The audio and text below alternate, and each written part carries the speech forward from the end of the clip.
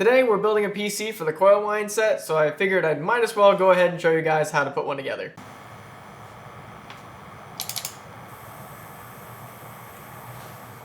Alright guys, it's like 40 degrees in my garage, so I'm like really cold, but I have to film something for Wednesday because I can't leave you guys hanging. So let's get right into it. For the processor, we got a Ryzen 7 5800X. I chose it because I'm going to be trying to encode two 4K streams here, and I don't want to like overload a lower end CPU and then have to change it out. So I'm just going to start big and then see where it goes from there. If it's overkill, I'll scale it down to something smaller. I've got plenty of CPUs laying around. For the motherboard, we have a gigabyte aorus B450M or gigabyte B450 aorus M. Do not pair these two parts together, like this CPU and this motherboard, unless you have a CPU to flash the BIOS with. This one's already been flashed with the Ryzen 5000 BIOS, so this should be fine for what I'm doing. This should just boot right up. But if you were looking at parts and you see this and you see this and you want to buy both of them, make sure you get a CPU to flash the BIOS, or know somebody with a CPU to flash the BIOS. And then for you Intel guys, we have a gigabyte Z170 board with the 6700K.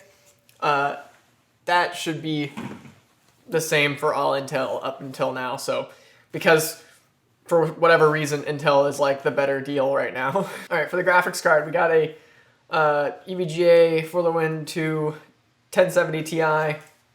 It's very pretty. It has RGB. I say it has RGB. It's got like a color that you can set and that's it. I really just picked it to be a display adapter, and then maybe it will do a 1080p encode while this is doing the 4K encoding, so we'll see. We got a 1 terabyte Samsung Cuvo. It's what I had laying around. And then we have a Team Group 250 gigabyte NVMe, just so that this is doing OS stuff and then that's doing file storage stuff, and it should be okay. Again, I'm doing something that I'm not quite sure how it's gonna work. It might bottleneck somewhere. I'm not 100% sure. For the RAM, we got some EVGA sketchy RAM. It's 3200, 161818. And I got this when I first got Ryzen. It is perfectly good RAM. It just didn't like to boot with first gen Ryzen, but now it's perfectly fine. I don't know if you can find this. Tell me where you find it, because this stuff is impossible to find. For the power supply, we got a smart 500 watt. Like, I only got this because, I mean, I say I'm only using it because I already have it. I don't remember what I even bought it for. I think I just bought it to have a spare one in case I needed one for something silly, and here we are, I need it for something. Realistically, this power supply should be fine. It has a high enough rating for all these parts, and this computer isn't going to be used for like 24/7 use. It's going to use just for filming videos and then capturing all the files, and then so I can move it off to edit it later. We have a deep cool 240 millimeter radiator AIO. It's just one that I have. I don't really like using it for anything. It's kind of noisy, but it should be just fine for like storing it in the corner here while I'm filming. You shouldn't be able to hear any of that. We got a 5-pack of up here fans. It was cheap. It was like $30 for all these, and I think they're even pulse width modulated, so like you can control fan speed and RGB. Don't really need RGB here, but I have it, so I might as well use it. Then for one of the capture cards, we got a 4K 60 Pro. So I got a 4K 60 Pro to be used in a PCIe slot, so that I'm using PCIe for one 4K stream, and then I have a cam link for another 4K stream, and then I have a standard Elgato 1080p capture card for like just capturing whatever's on the screen at the same time, so you guys can get multiple views, and this all should just flow. I like a nice efficient flow. So I think that's all our parts here. Let's go ahead and just dig right into it. All right, so first things first, let's just go ahead and install the CPU. This is a Ryzen system, so AM4. So if you're using an AMD system, there is a little tiny dot. So with Ryzen, there's a little tiny dot right up there in the corner. It goes in the top left corner of the motherboard. All sockets are put on the motherboard the same way. So the Ryzen wording should be kind of sideways in there, and you know, just goes right in. Latch it down. You're good to go. There's not that much drama there. Like, sometimes you have to like put the latch back up for something. It'll feel kind of resistant. That's okay, just give it a little pop and it'll pop right out. It won't go in any other way, or at least it shouldn't go in any other way, like how the squares on the back are. They'll prevent any pins from dropping down in there. So arrow up at the top of the motherboard, but Ryzen is always installed the same on all motherboards. So just drop it in there, you're good to go. All right, let's go ahead and put our M.2 in there. NVMe, M.2. Go ahead, sometimes you'll have different sized M.2s. So because I used this motherboard before, there's already a standoff in it, but the standoff can go in any one of the multiple sizes. And say you have a really long M.2, you just use the hold down for like the actual heatsink, this thingy. And also there should be a peel on the backside of the heatsink. So because this is a pretty standard length M.2, like this is pretty much the standard length that you'll get in any computer. We're just gonna put it in there, pop it in there, push it down. It'll pop back up on its own. There's a little tiny baby screw in there. And that's the M.2 in. And then go ahead and put the heatsink on it, and then put the screw on that. All right, so for RAM, if you have a single stick of RAM, go ahead and put it in the furthest slot away from the CPU. Just give it a good push. Like it should just pop right in. And then if you have 2 sticks of RAM, go ahead and put it in the middle slot from there. So you have it in multiple spaces. So yeah, just go ahead and put the RAM equally spaced. And if you have 4 sticks of RAM, just go ahead and fill up those RAM slots. All right, so the motherboard is assembled. So let's go ahead and show you guys how to do this on Intel if you are building an Intel system. So on Intel, ignore the 4 standoffs there. On an Intel system, it'll come with like a little black insert there. Don't worry about it. Just leave it in. Don't mess with it.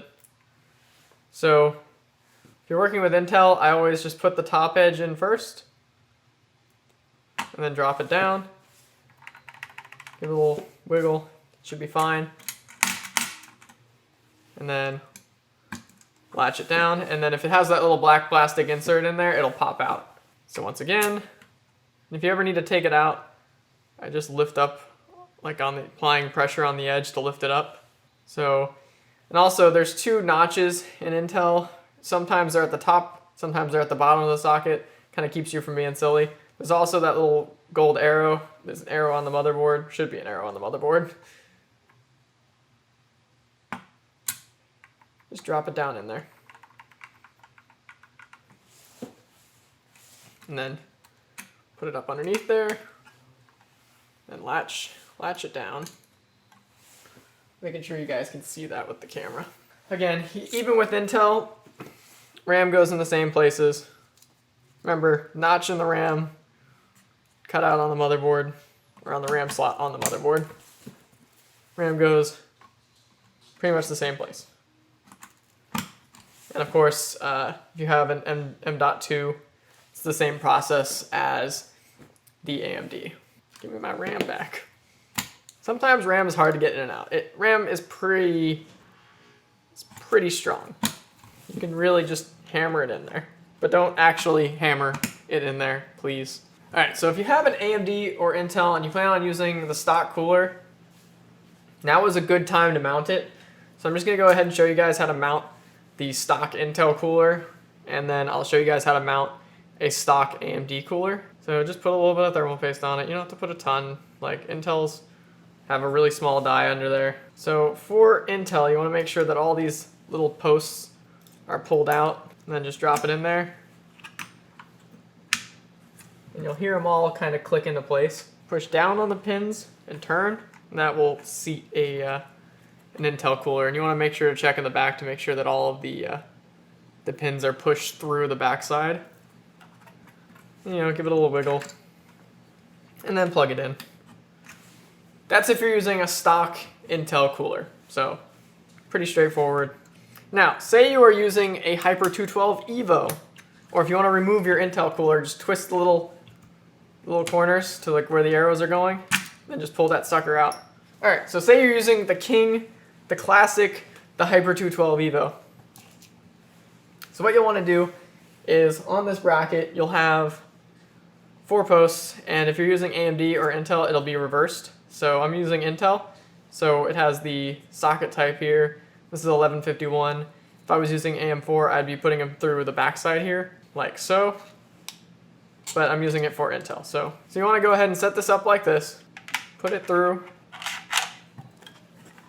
It's going to give you 4 washers, 4 little plastic washers. Go ahead and drop them on each stud, sticking up through the board like this. Screw down the, I don't know what to call it. It's like a spacer. You might have to hold the pins from the backside. Now, I don't know if I would do this in the case or not. If you're doing it in the case, it's a little harder. I mean, obviously you want to do this first. Before you put the motherboard in the case, if you're using a Hyper 212 Evo or something kind of similar to it, has these standoffs like this, you want to go ahead and install these first, because you don't want to get the motherboard in there and realize you bought a case that doesn't have access to the backside of the motherboard and not be able to put these standoffs in here and put your cooler on. Then you have to take the motherboard back out and it just feels bad. So go ahead and mount just the bracket. So I just snug these down. And then a Hyper 212 Evo is going to come with brackets for the actual cooler here. Say you have AMD, there'll be a slightly longer one or a slightly curved one like this for Intel. You can just screw them in there. It holds that bracket down. And then obviously when you get it in the case, just drop it on there. You know, put thermal paste on it. Drop it on there. There's 4 screws with little springs on them, and then tighten them all down. So that's how you would mount a Hyper 212 Evo. So I know a lot of people aren't really going with Hyper 212 Evos anymore. It's kind of sad because it's a really good cooler at a really good price. Like if you get the knockoff GAMX one that I have here, like this is a knockoff Deepcool GAMX. Like if you get one of these, like this is a really good deal. They're only like $20 to $30. They cool great.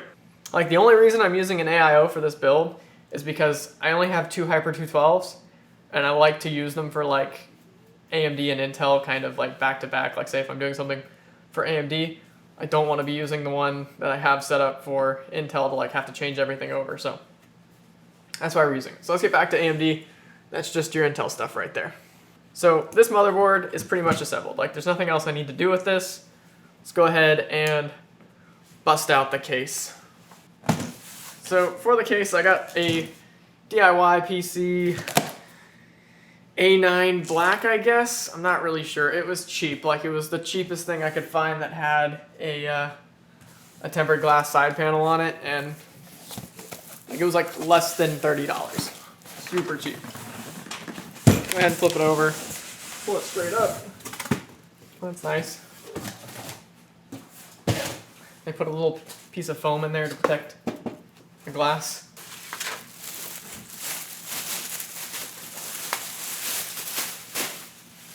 Let's go ahead and take the glass off. Set these aside. Take the glass panel off. Go ahead and put it in a safe place, like back in the box with all the foam. Don't want to break that. They're kind of hard to get new ones if you break that.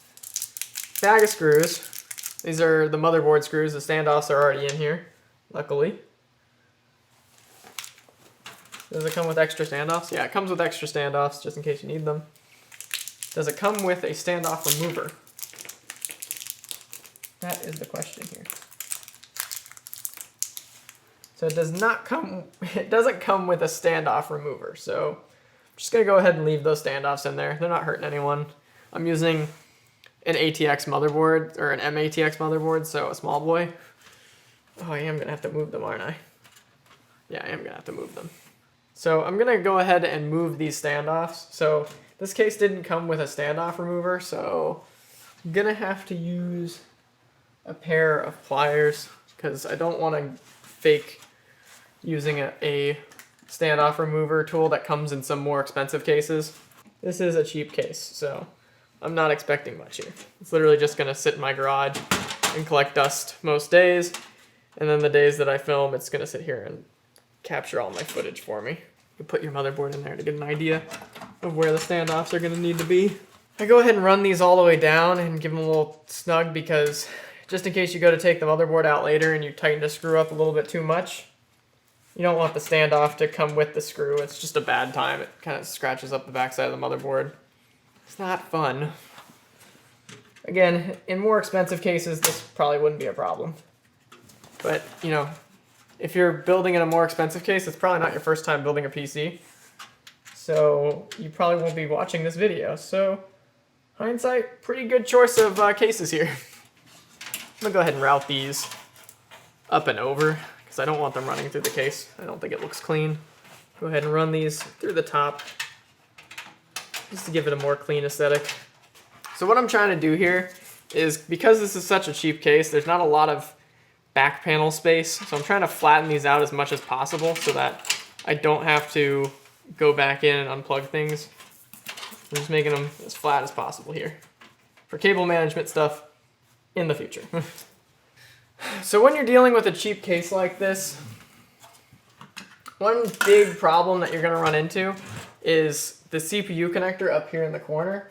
Well, the CPU connector hole up here in the corner is pretty tight, and then when you put a motherboard in there, it gets even tighter. So because of that, I like to install the power supply first and route the wires for the motherboard first, because I don't want to get the motherboard in there and then not be able to route the cable for the CPU power. So I'm just gonna go ahead and put the power supply in here first.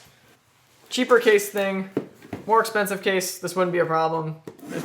It's more space, it's just better space allowances in more expensive cases. But again, this is kind of a beginner build, so I don't want to like blow you guys out of the water with some fancy case that you don't want to go with on your first build. Yes, ketchup and mustard wires. Go ahead and put the fan side down. Power supply screws, kind of bulky, kind of coarse thread. More coarse thread than motherboard screws normally are. Get them started, don't tighten them. This isn't the right screwdriver for that anyway. Get them tight, don't need to go overboard, just snug them down. Power supply is in, has like a little opening there, so you've got a fancier power supply, it'll show it off. So then what I want to go looking for here is the CPU connector. So the CPU connector is going to be just a single 8-pin. It may or may not say CPU on it. I'm going to go ahead and route the CPU connector first. Like, that gets that out of the way. I know I can put the motherboard in now, and that won't not pass through that hole. So when you're working with a cheap case, this is the kind of stuff you have to look out for. Just gonna tuck this in here, get that out of the way. Let's go ahead and run the 24 pin. I think that's roughly where it's gonna go. That should be fine. We can put the motherboard in now. Get this show on the road. All right, go ahead and install the I/O shield. Don't forget your I/O shield. You kind of have to push really hard, and especially if you have a cheap case like this one.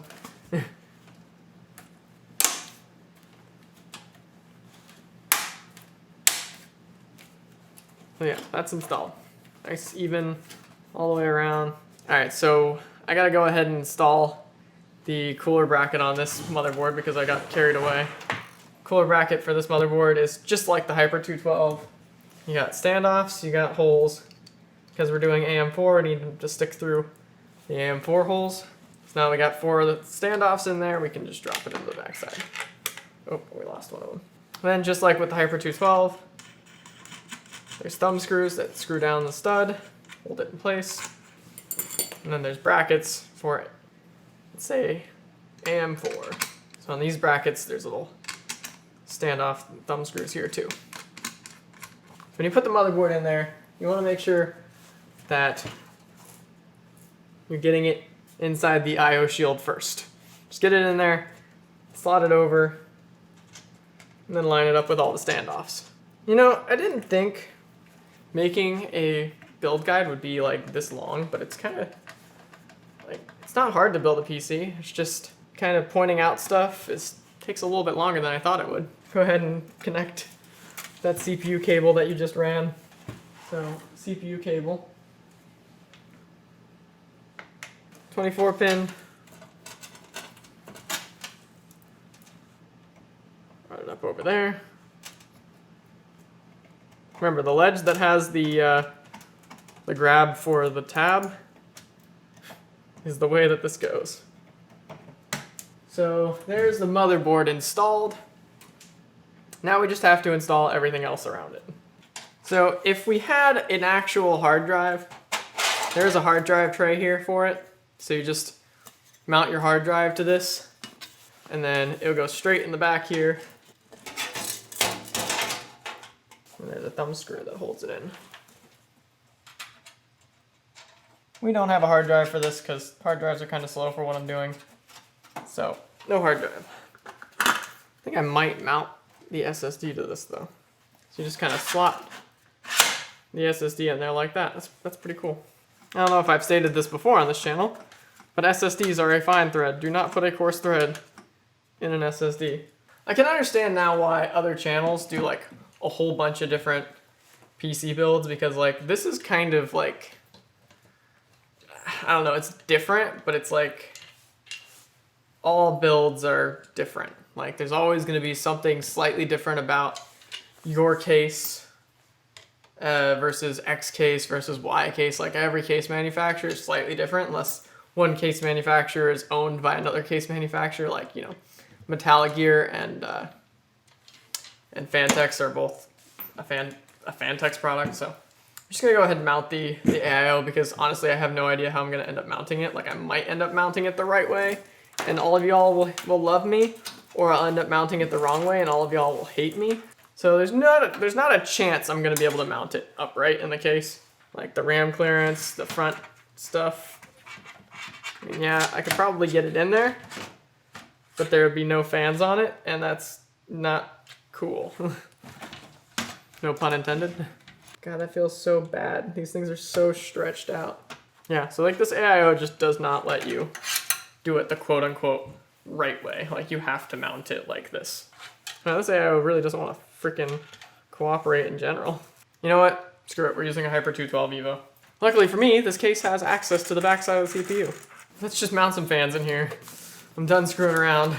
We're just going crazy with this. Stop being a guide.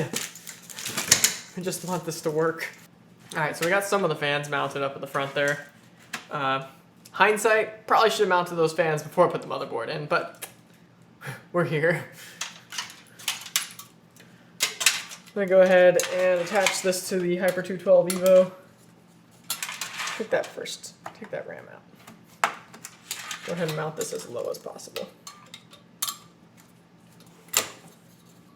And go ahead and put the stick of RAM back in. We're getting a little bit more managed here. Before we put the GPU in, I want to go ahead and plug in the front I/O stuff. So we got an HD audio, we got a USB, we got a USB 3.0, and then we got the power switch, reset switch, and like HDD, LED, and all that stuff. So I'm gonna go ahead and run USB 3.0 first, and then USB 3.0 has a big square and then a little tab right in the center. So right here, USB 3.0, that square right there, and then this goes. This is usually pretty hard to get in and out, but it just seats in there, okay? I pull the excess back through, and then we'll go next. Let's go ahead and plug in the USB regular 2.0, whatever, I don't know. These ones are square, but they're like a smaller square. The empty slot there goes right into the empty pinhole. Just like so. Let's go ahead and hit up the HD audio. HD audio is usually further over on the motherboard, so right over in this area here. So front audio. Front audio has a missing pin just like USB, but it has it kind of in the middle. And the connector is kind of the same, but again, that missing pin is in a different place, so it's harder to mess up. And it's usually further over towards the back side here.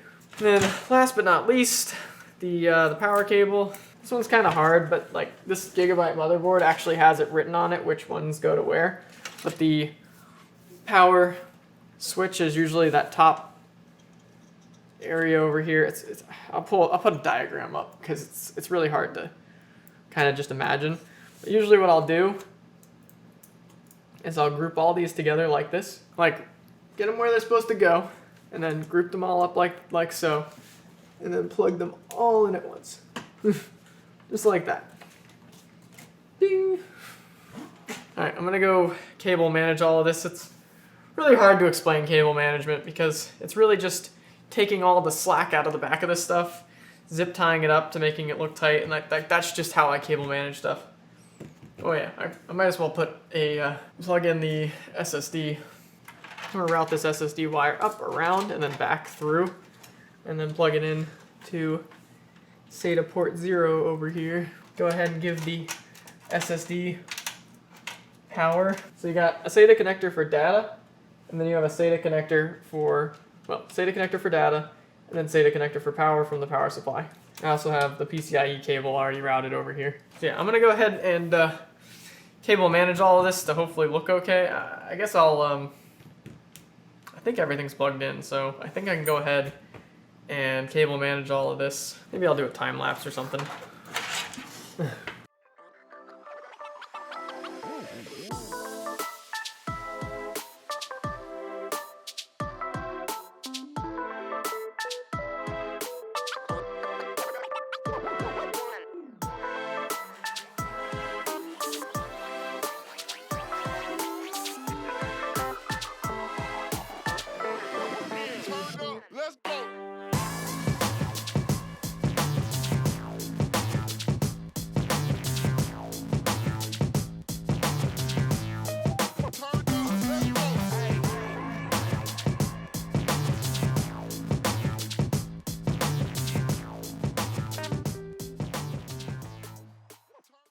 Alright, so obviously cable management could be a little bit better here, but this is like a quick 20-minute job.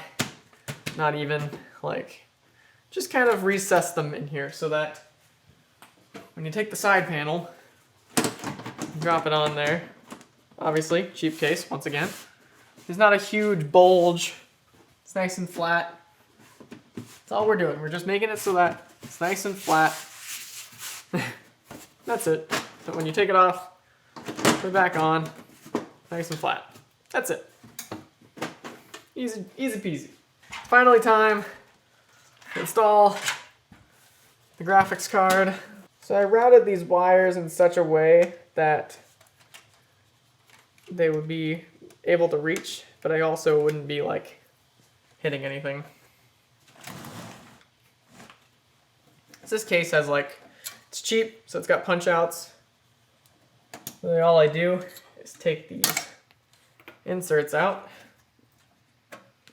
Pretty sure take the top two out for this graphics card. Go ahead and lower this bad boy down in there. So when you're doing this, be careful not to hit your motherboard with the graphics card I/O shield. Like, don't do that. Typically on not cheap cases, you will have you'll have thumb screws for this. So because we're also using this as a stream PC, you need to put the Elgato in there. So I just need to know which punch out to remove. Removing this one right here. Drop that in there. Go ahead and plug in the graphics card. Oh, I think it goes on the other side. I think I'm being silly. Yeah, that looks more right. More right? I don't know. Alright, we should be able to fire it up now. Go ahead and sit it upright. Find a power cable from the shop. Plug it in.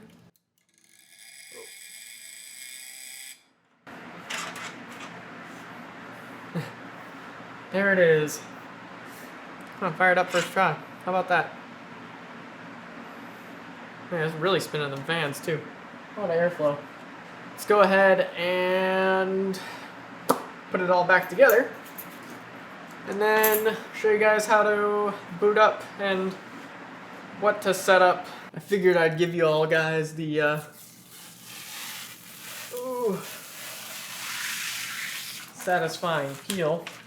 Maybe put this down on here and then just